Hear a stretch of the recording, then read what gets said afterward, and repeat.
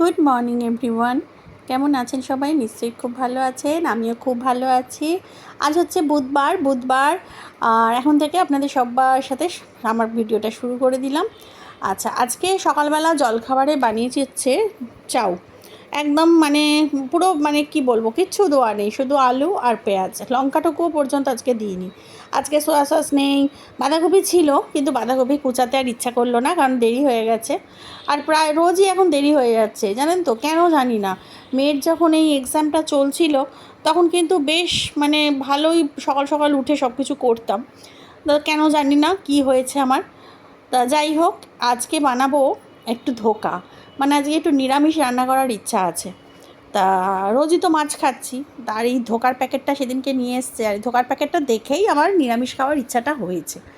তা আজকে একটু ধোকা করবো। আর এই ধোকাটা বানাতে না ভীষণই সহজ, মানে কোনো মানে কষ্ট হয় না আর কি। নর্মালি আমরা যেরকম ধোকা বানাতে গেলে ডাল বাটি, ডালটাকে তারপরে অনেক কিছু ইনগ্রিডিয়েন্টস দিয়ে তাকে মানে জলের মধ্যে দিয়ে ফুটিয়ে চিটে করি, এসব কিচ্ছু লাগে না। তা যাই হোক, এখন এই যে মেয়ের চাউ খাওয়া হয়ে গেছে, প্রথমেই তো দেখালাম। আর এখন আমিও বসে পড়েছি ঠাকুর ঘর করে, গোপালকে তুলে দিয়ে চলে এসে যেটুকু কাজকর্ম আমার বাকি ছিল, জোগাড় যন্ত্র রান্না সব করে টোরে এখন চলে এসেছি আমিও চাউ খেতে। আর না ভীষণ খিদে পেয়ে গেছে, ওই জন্য হাসছি, মানে এমনভাবে চাউটা মুখের মধ্যে তুলছি। তা যাই হোক, এই যে ধোকা বানাতে চলে এসেছি। মানে খিদে পেয়ে গেলে জানেন তো আমার না মাথা ঠিক থাকে না, মানে কতক্ষণে মানে খাবার মুখে তুলে পেটের মধ্যে ঢোকাবো। হ্যাঁ, ধোকাটা প্রথমে কিচ্ছু করতে হয় না। ধোকার যে মিক্সিংটা, ওই মিক্সড পাউডারটা একটু জলের মধ্যে দিয়ে গুলে তার মধ্যে একটু লবণ আর একটু মিষ্টি আন্দাজ মতো দিয়ে মানে গুলে আর এটাকে ঢাকা দিয়ে বেশ খানিকক্ষণ রেখে দিতে পারেন। এসে 1 ঘন্টা রাখতে পারেন, 1.5 ঘন্টা রাখতে পারেন, আধা ঘন্টা, 45 মিনিট, যেরকম যার যেরকম টাইমিংয়ের ব্যাপার থাকে রেখে দিতে পারেন। তবে আমি কিন্তু এর মধ্যে লবণ আর চিনির সাথে কিন্তু আরেকটা জিনিসও যোগ করি, সেটা হচ্ছে হিং। হিং কিন্তু এটার মধ্যে অলরেডি খুব ভালোভাবে দেওয়া থাকে, ধোকার এই পাউডারটার মধ্যে সব কিছু দেওয়া থাকে। দেখলে একদিন করে দেখবেন, খেয়ে দেখবেন এই ধোকা প্যাকেটটা কিনে।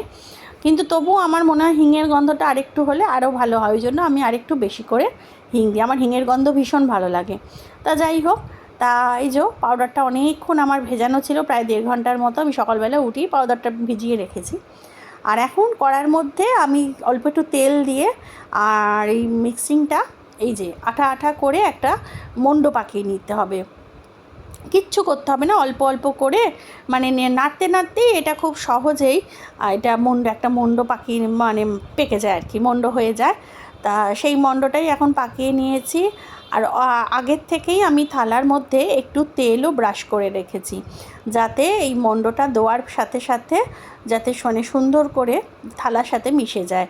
কারণ তেল না দিলে তো পরে যখন আমি ধোকার পিসগুলো কেটে কেটে তুলবো তখন সেগুলো উঠবে না, আটার মতো জড়িয়ে যাবে। তা এই যে হয়ে গেছে। এখন এই যে ভালো করে একটু গোল শেপ করে দিচ্ছি, যাতে ছুরি দিয়ে কাটার সময় সুন্দরভাবে কাটা যায়। আর খুন্তির সাইড দিয়ে একটু এইভাবে করে দেবেন, তাতে মানে বেশ মোটা মোটা হবে। আর চারিদিকে ছড়িয়ে থাকলে না, সেটা যখন মানে এটা জমাট বেঁধে যাবে ঠান্ডা হয়ে গিয়ে, তখন যখন ছুরি দিয়ে কাটতে যাবেন তখন ওই আশপাশের এগুলো একটু মানে বেরিয়ে যাবে, মানে সেগুলো জমবে না, সেগুলো ঠিকঠাক বসবে না আর কি। সেই জন্য আমি বারবার এটাকে গোল করে শেপ দিয়ে সুন্দর করে একবার চাপা দিয়ে রেখে দেবো, প্রায় 1-1.5 ঘন্টা মতো চাপা দিয়ে রেখে দেবো, যতক্ষণ না ভালোভাবে এটা ঠান্ডা হচ্ছে। আর এখন চলে এসেছি উচ্ছে কুমড়ো আর পেঁয়াজ আজকে ভাজা করব। তা এখানে উচ্ছে কুমড়ো পেঁয়াজটা আমার ভাজা হয়েও গেছে। এবার চলে এসেছি ডালে ফোড়ন দিতে। ডালে ফোড়নের আজকে তো মেনুটাই আপনাদের সাথে শেয়ার করা হয়নি। আজকে মেনুতে আছে উচ্ছে কুমড়ো পেঁয়াজ দিয়ে ভাজা, আর হচ্ছে লাউ দিয়ে ডাল, মুগের ডাল, লাউ ধনেপাতা দিয়ে মুগের ডাল, আর ধোকার ডালনা, আর হচ্ছে একটু আলু ভাজা। কারণ আলু ভাজাটার মানে ছিল না, প্রথমে মাথায় ছিল না। তারপরে ভাবলাম পাঁপড় ভাজবো, তারপরে ভাবলাম যে না, লাপু তো খায় না, লাপু তো পাঁপড় ভাজা খায় না, বা পাঁপড় শাঁকা, লাপুর কোনোটাই খায় না, পাঁপড় মানে কোনোভাবেই খায় না। সেই জন্য আমাকে আলু ভাজাটা ভাজতে হলো। কিন্তু আমার মেয়ে পাঁপড় ভাজা খেতে খুব ভালোবাসে, তা সেই জন্য পাঁপড় আর ভাজলাম না, পাঁপড়টা স্কিপ করে গেলাম, একেবারে আলুই ভাজা করলাম। আর এই যে আমি ডাল এখন সাম্বার দিয়ে ডালটা বসিয়েও দিলাম।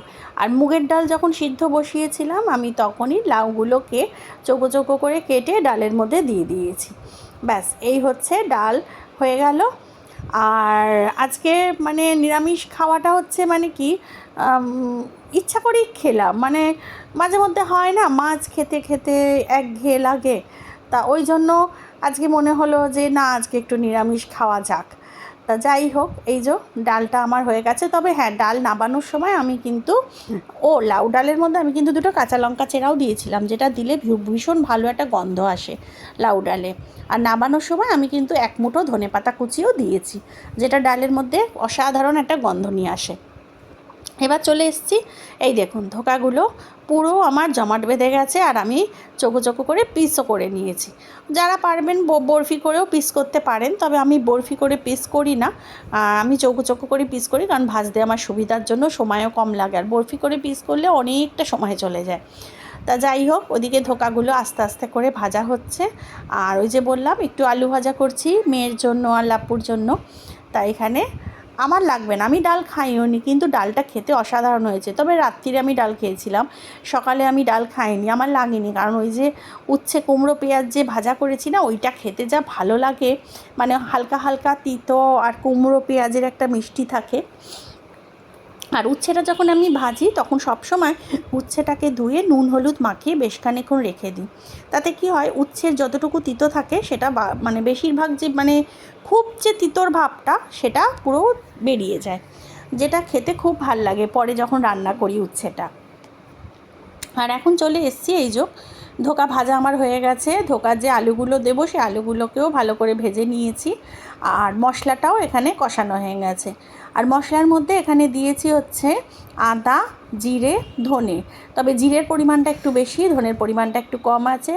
আর দিয়েছি টমেটো, আর দিয়েছি 2টো পাকা লঙ্কা, শুকনো লঙ্কা না, কাঁচা লঙ্কাই যে লাল হয়ে যায় না সেইগুলো দিয়েছি। ব্যাস এই দিয়ে একটা মিক্সড করেছি, করে আমি এটা ভালোভাবে মশলাটা কষিয়ে নিয়েছি। আর আলুটাকেও এর মধ্যে, যদিও চন্দ্রমুখী আলু খুব সহজেই নরম হয়ে যায়, তাও একটু আলুগুলো বড় বড় করে কাটা, তো সেই জন্য কষানোর সময় আলুগুলো দিয়ে দিয়েছি যাতে মশলাগুলো একটু ভালো করে আলুর মধ্যে ঢুকে যায়।